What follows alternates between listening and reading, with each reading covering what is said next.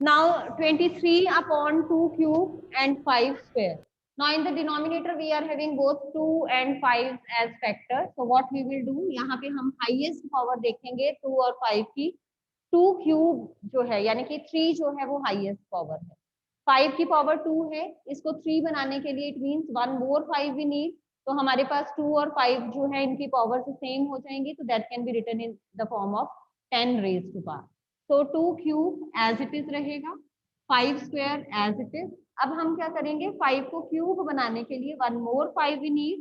तो we will divide and multiply by 5. तो 5 से आप डिवाइड एंड मल्टीप्लाई कर दोगे. Now in the denominator, in the numerator you will be having 115. This is 2 cube into 5 cube. अब 2 और 5 की पावर से सेम है, तो that can be written as 10 raise to power 3 or 10 cube we can say. So this is 115 upon 10 cube, that is equal to 0.115. 10 की power 3 है आपके पास, तो 3 डेसिमल से पहले यानी कि 3 डिजिट्स से पहले आपको जो है वो डेसिमल लगाना है. So this will be 0.115. See this once again. 2 cube into 5 square. जब 2s और 5s के कॉम्बिनेशन में है तो हमने हाईएस्ट पावर चेक करनी है.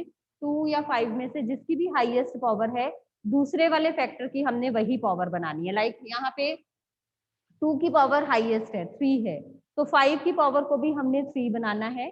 5 पार 2 वी वर हैविंग, तो इसको 3 बनाने के लिए व्हाट वी डिड, हमने 5 से डिवाइड एंड मल्टीप्लाई कर दिया. अब 2 जो है that is also having power 3, 5 is also having the power 3. तो 2 इंटू 5 क्यूब हो जाएगा, दैट इज 10 क्यूब. 115 न्यूमरेटर में आ जाएगा, तो that is equal to 0.115. So this was your part 6. After this, part 8 and 9.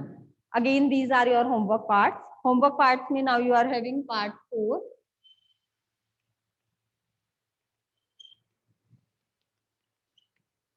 Part 8 and 9.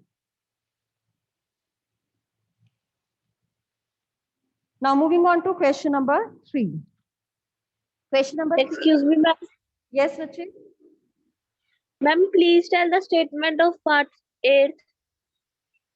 Part. Which one you are asking? Ma'am निष्ठा ma'am part 8 की statement बता दो, मेरी बुक में दी नहीं हुई, प्रिंटेड नहीं है. Question number 2 you are asking. 8th. Okay. Part 8 we are having 6 by 15. Part 8 is 6 by 15. 9 and 10 you are having, bache? Yes, ma'am. Okay, fine. 8 part is 6 by 15. Thank you. Okay, bache. Now moving on to question number 3. In question number 3 we are having the following real numbers have decimal expansions as given below. हमें जो है real numbers की decimal expansion given है.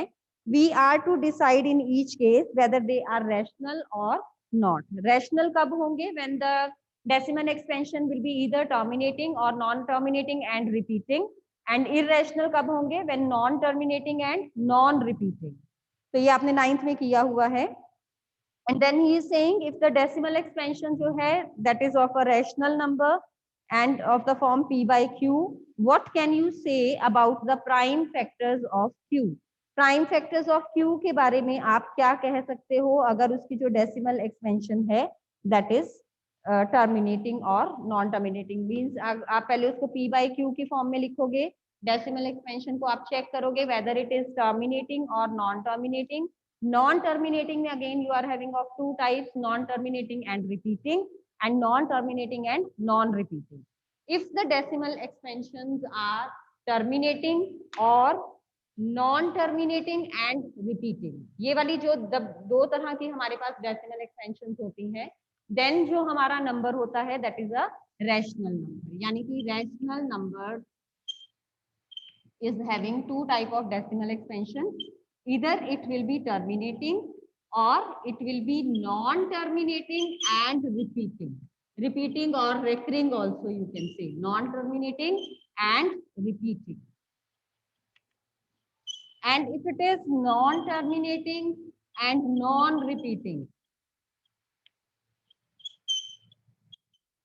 repeating, or again we can use the word recurring. If it is non-terminating and non-repeating, then the number will be irrational. तो इनके basis पे हमने करना है कि जो हमारा डेसिमल एक्सपेंशन है वो रैशनल नंबर का है या इरेशनल नंबर का है. अगर वो टर्मिनेटिंग या नॉन टर्मिनेटिंग एंड रिपीटिंग होगा तो that will be a rational number. If it is a rational number that can be written in the form of p by q. और p बाय q की form में आप जब उसको लिखते हो तो q के बेसिस पे हम क्या कंडीशन लगाते थे, कल हमने थ्योरम्स की थी कि अगर q के factors are either 2 or 5 or both, यानी कि if q is divisible by 2, 5 or both, then the decimal expansion will be terminating, otherwise that will be non terminating and repeating. 2 और 5 के अलावा उसमें कोई और फैक्टर अगर आ जाता है तो that will be non terminating and repeating. तो सेम हम जो है इसके बेसिस पे अपना आंसर देंगे. क्वेश्चन नंबर जो हमारा फर्स्ट है that is 43.1 2 3 4 5 6 7 8 9. Now you will tell me what kind of decimal expansion is it. Any one of you can unmute. We are having non-terminating and not repeating. 43.1 2 3 4 5 6 7 8 9. Is it terminating or non-terminating? Non-terminating. Why non-terminating? Non-terminating means that goes up to infinity. यहाँ पे मेरे पास आगे dash terminating है. Terminating 9 पे वो खत्म हो गई है, एंड हो गई है. 9 के आगे आपका जो डेसिमल एक्सपेंशन है वो नहीं है, तो this is terminating. Now if the decimal expansion is terminating, what can you say about q? What will you say about q? If It is rational. It is rational, it's okay, it is rational क्योंकि decimal expansion हमारी terminating है, तो this will represent a rational number. Now what can it can be, it is a rational number means this can be expressed in the form of p by q. This can be written as 43 upon में. This can be written in this way. Now what can you say about the factors of q? q के factors के बारे में अब आप क्या कह सकते हो?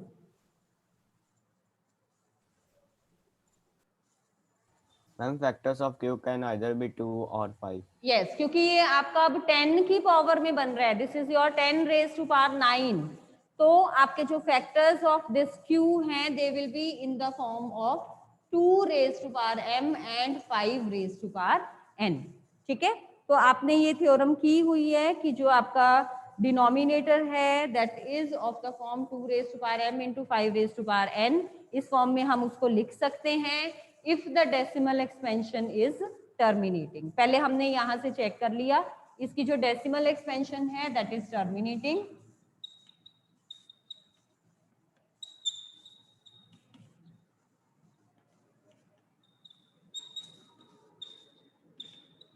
Now it is terminating, so it can be written in the form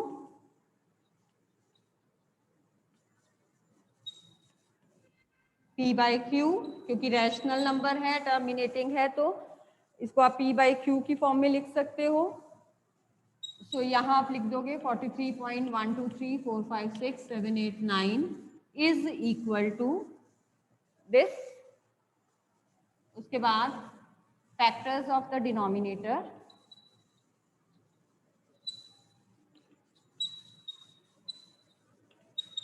denominator means we are talking about q, क्योंकि p by q में q इज द डिनोमिनेटर. तो factors of the denominator are of the form, क्योंकि tens का combination है 2 raise to power m into 5 raise to power n. Therefore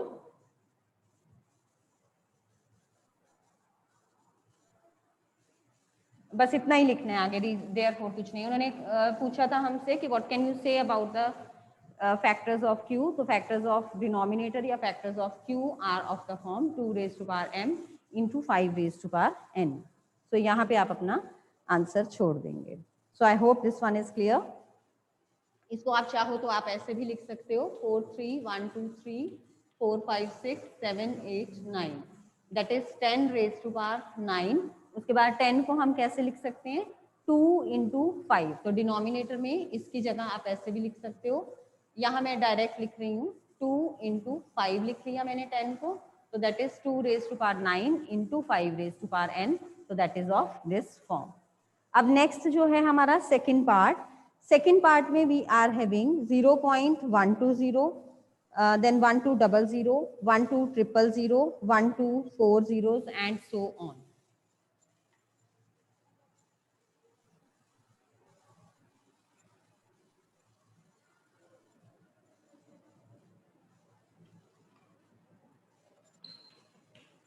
This is 0.120, 1200, 1200, 1240 and so on. So what can you say about the decimal expansion? Ma'am, non-terminating and not repeating. Yes, it is non-terminating and non-repeating. Non-terminating and non-repeating हो गया means it is expressing, it is representing an irrational number. अब क्योंकि वो irrational number है, so that cannot be written in the form of p by q, तो हमारा answer यहीं पे खत्म, क्योंकि p by q के फॉर्म में नहीं आप इसको लिख सकते, तो इट मीन्स आप आगे q के फैक्टर्स को नहीं चेक करोगे, so your answer will be over here. Now the next question. Next way we are having 43.123456789. So ये आप उसी तरीके से करोगे जैसे आपने 9th में किए थे questions. You are to write it down in the decimal form, p by q form, क्योंकि आपकी जो decimal expansion है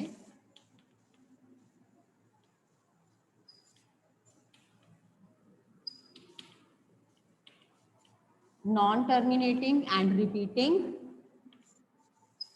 बार लग गया ऊपर, इट मीन्स जो ये सेट ऑफ डिजिट्स है this is repeating, non terminating and repeating. Since it is non terminating and repeating, so it is a rational number और it can be written in the form of p by q, you can से.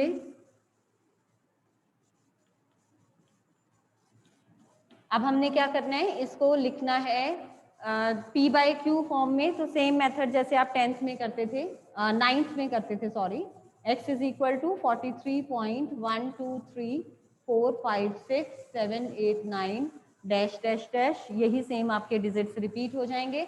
उसके बाद जो digits आपके repeat हो रहे होते थे 10 की पार, उतने से हम मल्टीप्लाई कर देते थे. यहाँ पे हमारे 9 डिजिट्स जो हैं वो रिपीट हो रहे हैं, तो हम बोथ साइड्स को 10 रेज़ टू पावर 9x से मल्टीप्लाई कर देंगे.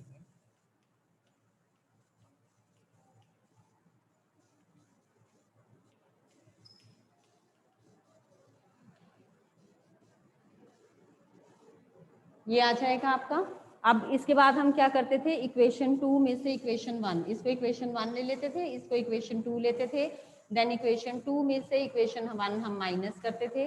तो 10 raise to power 9x minus x is equal to, इनको जब आप सब्ट्रैक्ट करोगे यू विल गेट 1437. ये मैं सारा कटिंग करके लिख रही हूँ. This will be 43123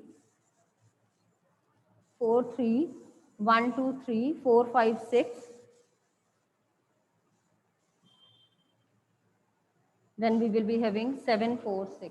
89 में से 43 माइनस कर दोगे एंड ये आ जाएगा आपका इधर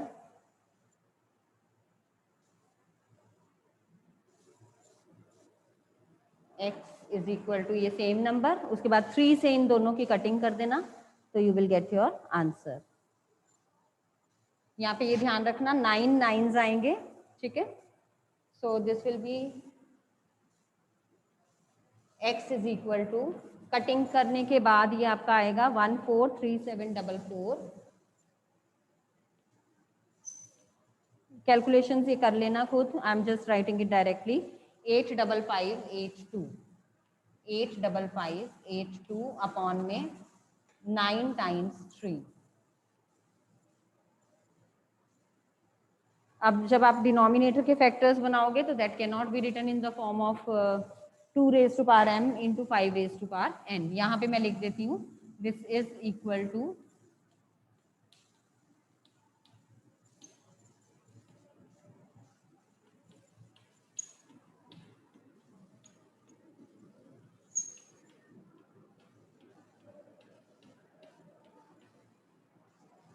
so denominator cannot be expressed in the form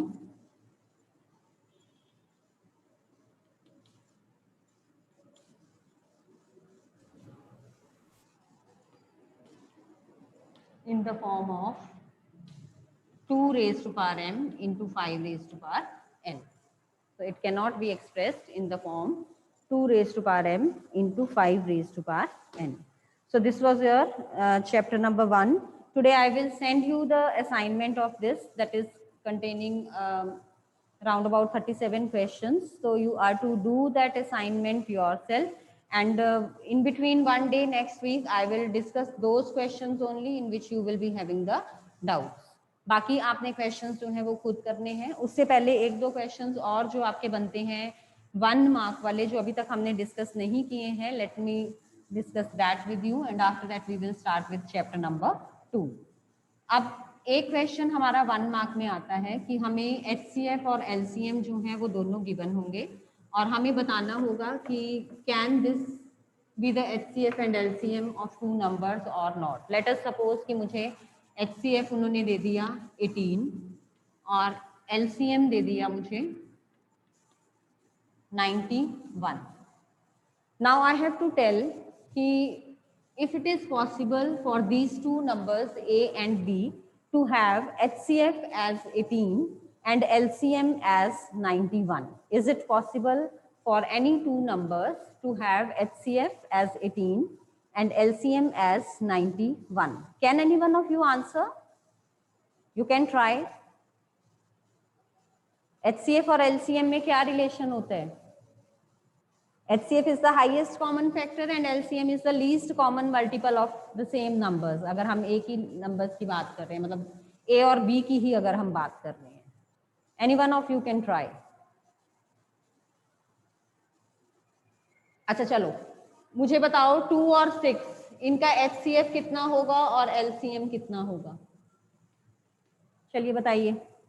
2 और 6 का HCF is this तो बेटा you can tell. M2. 2, very good. 2. And LCM? 6. So 6. Okay. Six. If I take some other number, suppose I have taken 4 and 6, then what will be the HCF?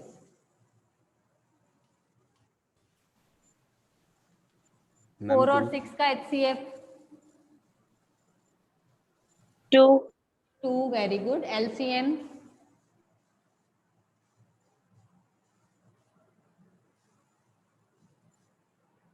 Be quick बच्चे. Least 12. 12, very good. अब एक और number ले लेते हैं. Let us suppose मैंने ले लिया 5 and 125. Then HCF? 5. 5. LCM?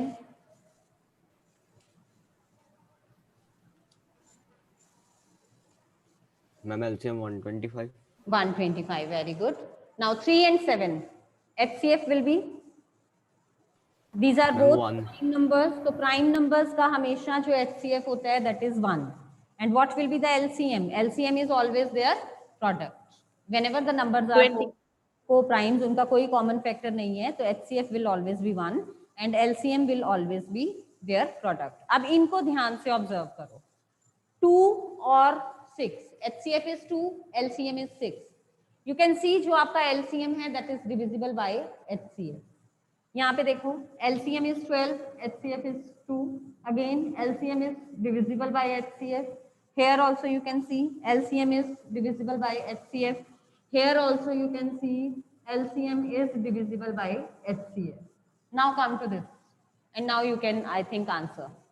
HCF 18, LCM is 91. यहाँ से आपको क्या पता लगा कि HCF हमेशा इसका LCM का एक फैक्टर होता है. अगर आप 18 और 91 को ऑब्जर्व करो, is it a factor, is 18 a factor of 91? 18 91 का फैक्टर है? 18 के टेबल में 91 आते हैं?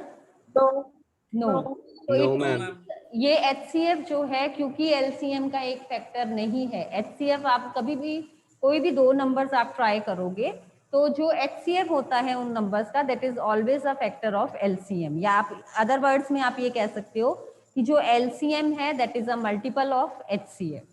दोनों तरीके से आप उसको कह सकते हो। यहाँ पे 18 का जो है हम कहें अगर, तो मल्टीपल 91 जो है वो 18 का मल्टीपल नहीं है, और in other words we can say कि 18 is not a factor of 91। तो सिंस यहाँ पे आप लिख दोगे, since LCM is not a multiple of HCF,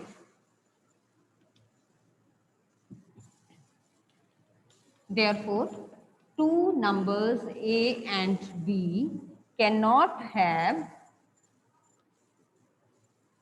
18 as their HCF and 91 as LCM। Condition 1 mark में आता है ये क्वेश्चन। कंडीशन आपको क्या चेक करनी है, HCF जो है that should be a factor of LCM। अगर HCF जो है वो LCM का फैक्टर नहीं है तो आपका जो ये है HCF और LCM जो भी आपको वैल्यूज गिवन होंगी वो वैल्यूज पॉसिबल नहीं हो पाएंगी। एक आपका क्वेश्चन आता है 1 मार्क में ये वाला। देन नेक्स्ट हमारे पास आता है कि हमें नंबर्स गिवन होते हैं एंड वैसे मैंने इस तरह का पहले करवाया भी हुआ है, हमें नंबर्स गिवन होते हैं and we are to find their HCF और LCM। मान लो मुझे A गिवन है x³ y to the power 5 and z, और B मुझे गिवन है x² y² एंड z³। अब मुझे HCF भी फाइंड करना है A और B का, और LCM भी फाइंड करना है। सो हाउ टू फाइंड, इस तरह का मैंने पहले करवाया भी हुआ है आपको। Now you will answer. HCF में कॉमन मैम फैक्टर HCF होगा x² y² z। x² y² z, very good. And what about the LCM? Ma'am it will be x³ y की power 5 and z³। Very good. देखो HCF में हम क्या करते हैं, सिर्फ कॉमन फैक्टर्स लेते हैं, और कॉमन फैक्टर्स में भी जो हमारी लोएस्ट पावर होती है that we use to take. x और x दोनों में कॉमन है तो x की पावर्स हम पहले देखेंगे। Here the power is x³ and here the power is x²। दोनों में से कम पावर कौन सी है, x², तो एक फैक्टर ये हो गया। Then next y common factor है, here the power of y is 5 and here it is 2, तो अगेन लोएस्ट पावर हमने y² ले लिया। देन z एंड z³, इसमें से लोएस्ट पावर z थी तो हमने z ले लिया। देन LCM में और कोई नंबर इनका कॉमन नहीं था, तो और कोई जो है वो एग्जिस्ट भी नहीं कर रहा है इनके लिए वेरिएबल, तो ये आपका HCF हो गया। LCM में हमने क्या करना है, जो कॉमन फैक्टर्स हैं उनकी हाईएस्ट पावर्स भी ले लेनी है। x² और x³ में highest power is x³, y² and y to the power 5 में it's y to the power 5, z और z³ में it is z³।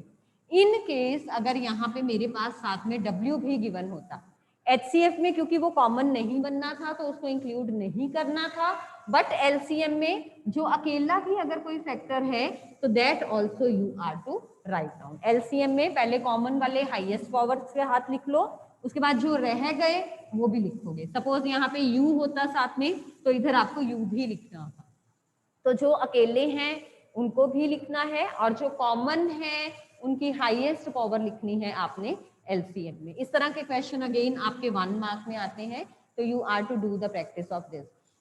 If anyone is having any doubt, that child can stay, otherwise you can leave the meeting as you are having your next period. Yes, Rishit?